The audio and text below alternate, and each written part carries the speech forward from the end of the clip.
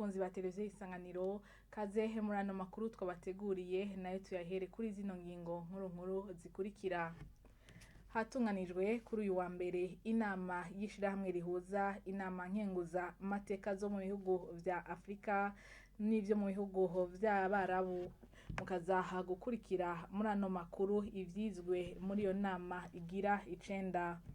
Mu gisata c'ubutunzi naho abagize leta nshasha ngo bakwiye kwandikisha amatungo yabo bivugwa n'urongo ishirahamwe gishinze kugwanya igiturire Olicom ku bwa Gabriel Rufyiri arongoye iryo shirahamwe ngo imisi 15 iheze abashinzwe amabanga batarekana amatungo yabo babaciye kubiri n'ibwirizwa shingiro. Amakuru aramvuye ni mu mwanya.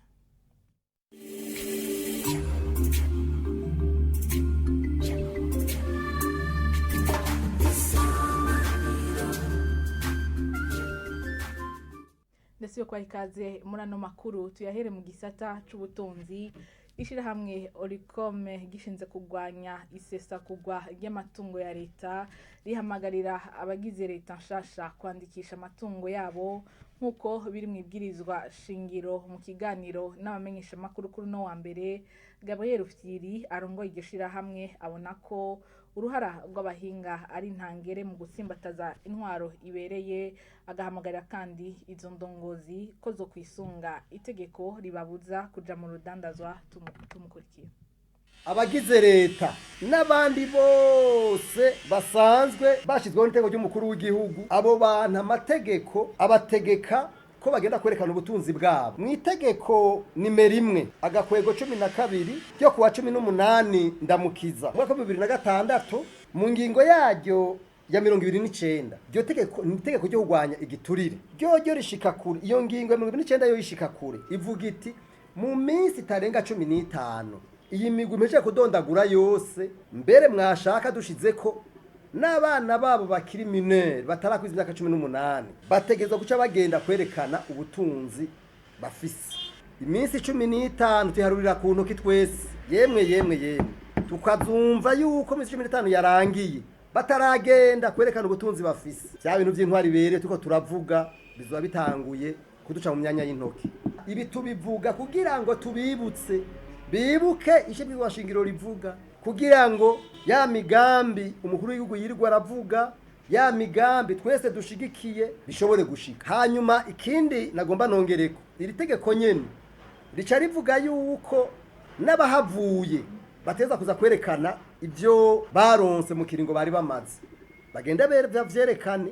Hari irindi tegeko nimero 1 agakwego gashinze ubusa 3 yo kuwa 31 umwaka w'igihumbi 1989 mu ngingo yaryo ya 12 agace kayo ka mbere rivuga yuko ata muntu numwe afise amabanga y'igihugu aja mu bintu by'urudandazo. Ariko muhora mu vyumva biriko barafatwa bari mu isukari, bari mu isima, bari mu binyobwa vya Brarudi, bari muri biriya. Twifuza rero yuko iyi leta yarayishizweho ivyo bintu byocika nk'umugani, tubumve bariko barashira mu ngiro iyi migambi yo guteza imbere igihugu kugira ngo ibi bishoboke. Nuko dahengeshanya kubivuga, abahinga ni karahara mu ruganda ntibacura, haba mu by'intwari bereye, haba mu ibi vyabije. Twarubize ko vyabije babitanguye, babarondere kugira ngo igihugu cacu kive kwa hagasuzuguro cyo kwama turiko turavuga ngo turabambere mu bukene. Muga mu myaka 5-10 bazobe bavuga bati turabambere mu iterambere. Ano makuru tuyabandanize mu gisata c'agateka kazina muntu. Igihugu c'u Burundi ngo carateye intambwe mu bijanye no kugwanya urudandazwa rw'abantu nako Colonel Epitas Masumbuko umukuru w'umugwi w'igihugu jejwe kugwanya ayo mabi asigura ko kuva mu 2009 Uburundi bwavuye kuco yise umurongo utukura buja mu kibanza ca kabiri. Ivyo bikaba vyavuye ku rugendo uyo mugwi wagize mu gihugu ca Tunisia. Abaserukiye ico gihugu bakaba baje kwirabira kuva kuri uyu wa mbere aho ibikorwa byo kugwanya urudandazwa rw'abantu mu Burundi bigeze. Tumukurikira. Uyo mugwi ariyo komite ad hoc yarafashe urugendo yerekereza mu gihugu ca Tunisia kuko twari twumvise ko Tunisia ari igihugu coba kiriko kiratera imbere na cyane muri urwo rugamba ko kugwanya ayo mabi afatiye ku rudandazwa rw'abantu. Muri ico gihe rero barahakuye ibitari bike byaratwigishije kuko bamaze kugaruka barashoboye gufatira kuri ibyo vyigwa bari bakuye muri ico gihugu. Turashobora na twebwe kugira intambwe, ari naco gituma Uburundi bwashoboye gutera intambwe mu bijanye na classement. Imbere y'umwaka w'ibihumbi 2019 Uburundi bwari muri kimwe bita umurongo utukura, muri rouge. Muri ico gihe rero murumva ko igihugu kiri muri ico gice kiraheza kikaba gifise uko gifatwa mu makungu n'ingene bagiha ikibanza kubijanye kurikizwa ry'amategeko runaka. Mu kuva muri uwo murongo utukura hariho intambwe novuga ko zigera kuri zine.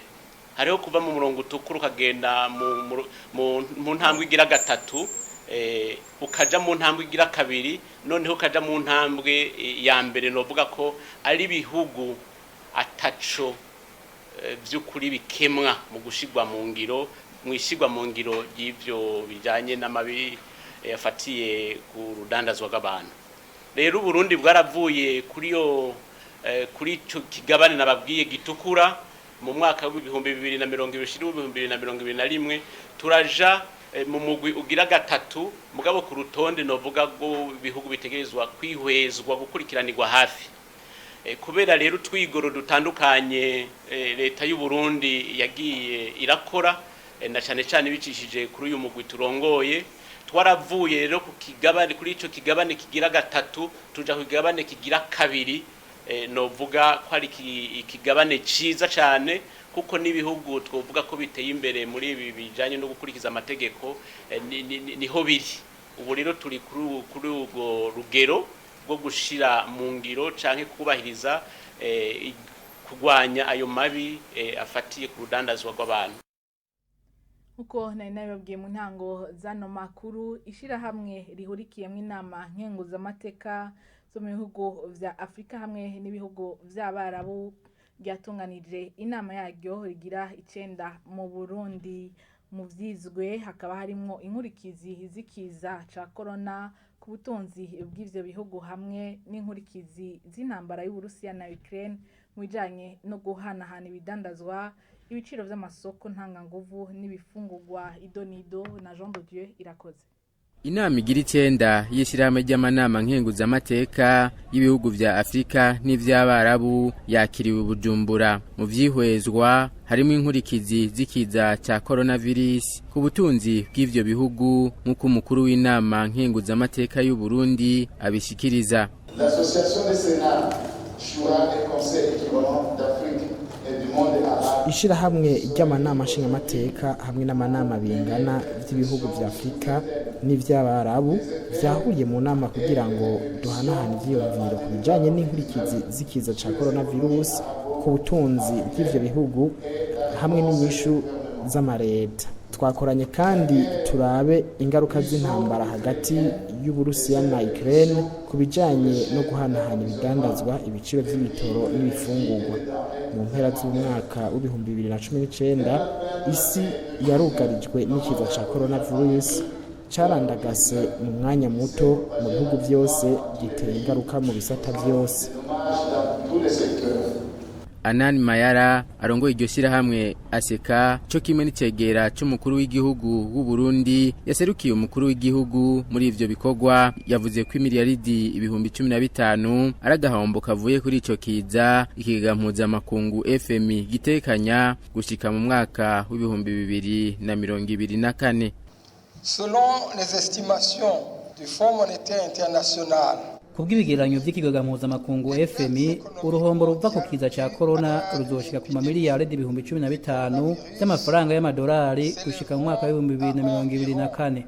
Twisunze iduga ry'ibiciro ry'amasoko ntanganguvu hamwe n'ihungabana ryo guhanahana ibidandazwa, ikigega mpuzamakungu FMI kiteze kandi ko ivyo biciro bibandanya biduga mu bihe vya hafi n'imiburiburi ku bice 3.9% kwijana mu bihugu bifise ubutunzi bwisununuye n'ibice 5.9% kwijana mu bihugu biri mu nzira y'amajambere mu mwaka wa 2022. Et les économies en développement en 2022. Iyo nama igira 9 yahuje ibihugu 18 igamije kubw'abayitunganije gutahura neza izo ngorane kugira zitorega umuti ukwiriye. Urakoze mugenzi wacu Jean de Dieu irakoze kuri iyo nkuru. Abanyeshuri 70 bo mu gice kigira kabiri ca kaminuza mu gisata c'ibifungurwa no gufungura neza nibo bitezwe mu barenga 750 bakoze ico kibazo co kwinjira muri iryo shure kuri uyu w'Imana. Melance Ntunzwe n'Imana umwigisha muri kaminuza amenyesha ko muri abo 70 igice cabo bazoba arabigeme n'abakenyezi kugira bakurikize ibitigiri bisabwa n'uwo mugambi nako tumukurikire. Uyu munsi ni ku nshuro ya kabiri dutunganije ikibazo, hanyuma twaronse abanyeshuri bagera 1200 bari biyandikishije, ariko turavye abari bakwije amategeko n'ibisabwa twashitse ku 750 arenga ko gatoyi. Abo rero nibo baje uyu munsi gukora ikibazo, kubera ko ari ikibazo tuko turakoresha no kuvuga ko hariho igitigiri twifuza kwakira. Ubu rero uyu mwaka tukaba turavye ubushobozi dufise twifuza kwakira abanyeshuri bagera ku 70. Izo master zibiri, imwe ni iyerekeye ifungurwa no gufungura neza, indi nayo yerekeye amagara meza gufungura neza. Muri iyi projet rero harimo ibyo dutegeza kurangura kugira ngo bazabone ko projet twayikoze neza. Muri ivyo harimo yuko mu mpera y'iyi projet haba harimo abagabo 70% bahize n'abagore 30%. Turavye rero mu mwaka uheza abo twakiriye abagore ntibarenga ibice 10%. Ico gituma rero abajejwe gukurikirana uyu mugambi baciye basaba ko uyu mwaka twotandukanya abagore n'abagabo, no kuvuga ko bakinjira bangana 50% bakadusigura yuko baravye mu Burundi ibivyerekeye byo gufungura neza no gutunganya iby'ifungurwa usanga bikorwa cyane n'abakenyezi, yuko ari nabo byorohera kwigisha abakenyezi bagenzi babo. Intambamye ntizibura, ariko tubiravye aho tugereje ubu twarashoboye kuronka ibikoresho bimwe bita byo mu laboratoire, tukaba twaratumye ko ibikoresho byo mu laboratoire agera ku 8. Mu laboratoire tuzoshobora gushiramo ibikoresho bimwe by'ubuhinga bugezeho, kandi n'umugambi wo gusanura inyubako twaronkejwe na leta ugeze kure. Hariho n'undi mugambi twovuga ko ari wo uhambaye cyane uzotuma projet igera kure, umugambi wo kuturonsa inyubako zacu z'iyo projet turetse inyubako twagabiwe. Rero ni muri uwo mugambi tuko turakorera ko muri iyi minsi himirije inama mu karere, inama izobereye Entebbe mu Buganda, izoba ijeje kwiga ukuntu usubira kuronsa ubundi buryo isata n'ibindi bisata nyene byavutse muri ubu buryo, kuko ni bisata 6 muri aka karere bijeje kwiga ingwara zitwa ingwara zitandukira. Ano makuru tuyabandanirize mu gisata c'ingenzi. Uburundi ngo buriteguriye kwakira ibikorwa vy'igice ca kabiri c'imurikagurisha mu gisata c'ubukerarugendo, kakazoba akaryo kubakorera muri ico gisata ko kwerekana ico cose coshobora gukwega ingenzi, nkuko vyavuzwe n'umushikiranganje mu vyo ajejwe harimwo ubukerarugendo. Marie Chantal Nijimbere yavuze kuri uwa mbere inyuma y'inama yo kuraba aho imyiteguro yo kwakira ivyo bikorwa igeze. Tumukurikire. Iryo huriro rero ni ihuriro rihuza abakorera mu gisata ca ba mukerarugendo bose, baba abajeje kwakira ba mukerarugendo, ababafasha kubaho iyo binjiye mu gihugu, ababafasha kwiyunguruza, ababafasha kubagaburira, eka bo bose bashobora kunezereza ubuzima bwa mukerarugendo iyo yinjiye mu gihugu. Rero akaba ari ihuriro rizohuza abari muri ico gisata ca ba mukerarugendo bakorera na cane cane muri kano karere ka Afrika y'ubuseruko, ndetse tukaba twiteze n'abandi bashitsi bazova mu bindi bihugu baje kugira ngo bashobore gusabikanya n'abandi ivyerekeye igisata ca mukerarugendo hano mu gihugu cacu Burundi.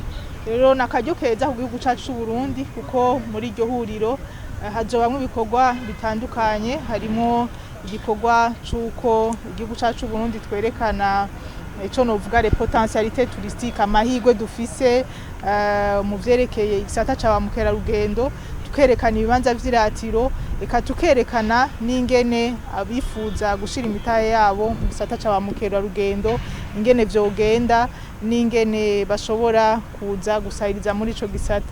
Abari akaryo keza rero ku gihugu kwakira ihuriro nk'iri, tugaca dusaba abarundi bose na cane cane abakorera mu gisata ca ba mukerarugendo kugira ngo uko tubonye ko imyiteguro yo kwakira iki gikorwa iri kwiragenda, nabo bitegure kuzotwakirira abo bashitsi, bongere bitabirire kano kamo, bashobore kuza muri ino huriro kugira ngo bahayanishe igisata ca ba mukerarugendo, twongere duhayanishe n'ibibanza vy'iratiro dufise hano mu gihugu cacu c'u Burundi. Imbere gusozera no makuru dukubitire hakurya y'amazi, aho amaziko y'umwamikazi Elizabeth wa kabiri yabaye kuri uno wa mbere i Londres mu gihugu c'Ubwongereza. Amakuru dukesha Euronews amenyesha ko ivyo birori vyitabwe n'abategetsi benshi bo kw'isi.